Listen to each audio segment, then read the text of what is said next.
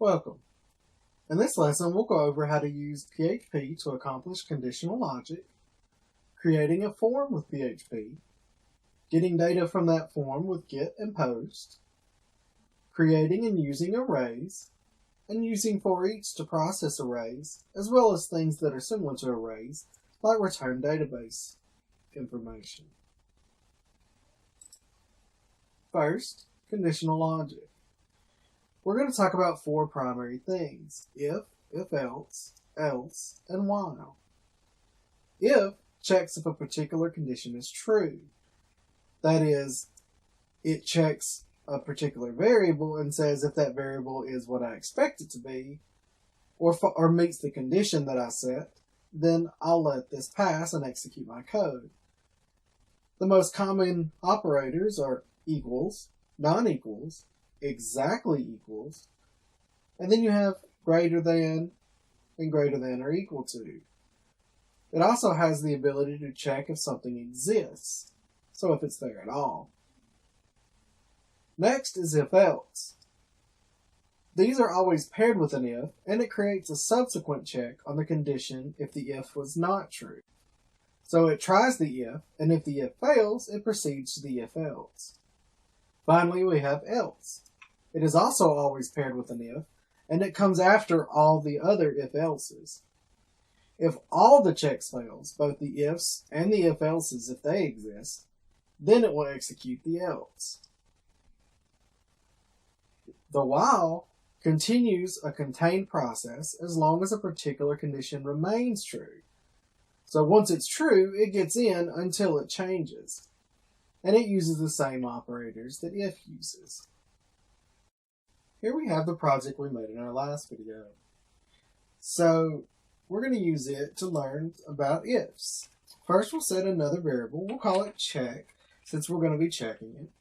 And we'll set it equal to 5. Next, we're going to go down and set an if around our echo. $check equals equals. Now we're using 2 because if we only use one equal, it'll assign a value to a variable. We're checking if a value is a variable, so we have to use 2 of them.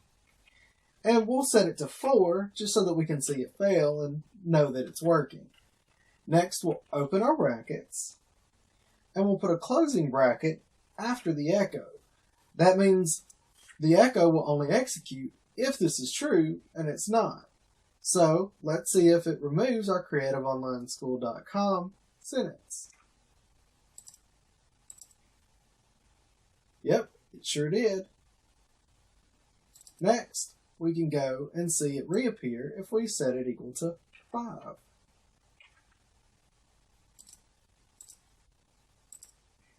This is our new lesson from creativeonlineschool.com.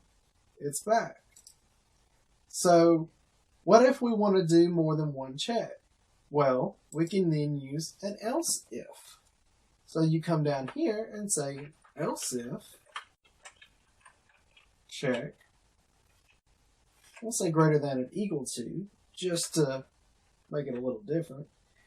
And then we can say echo second result. Now,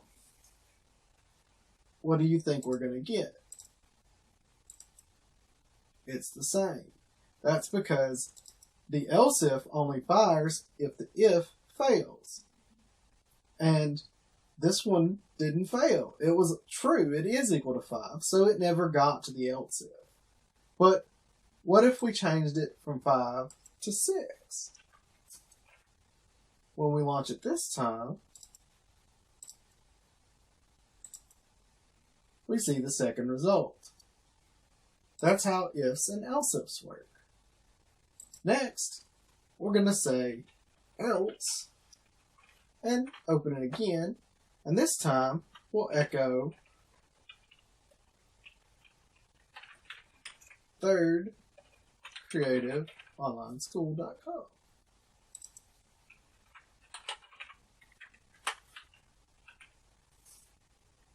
And if we can get all of these to be false, it should reduce that. So we're going to change check from 6 to 3. And now when we see it run, thirdcreativeonlineschool.com. This works because it failed both the if and the else if. And if it fails everything in the list, it will process the else. This is a good way to catch all if you're not entirely sure what data you're going to be processed. If you don't know what the value is going to be, and it could be anything, then you need an else because you can't check for everything. We'll continue on in our next video.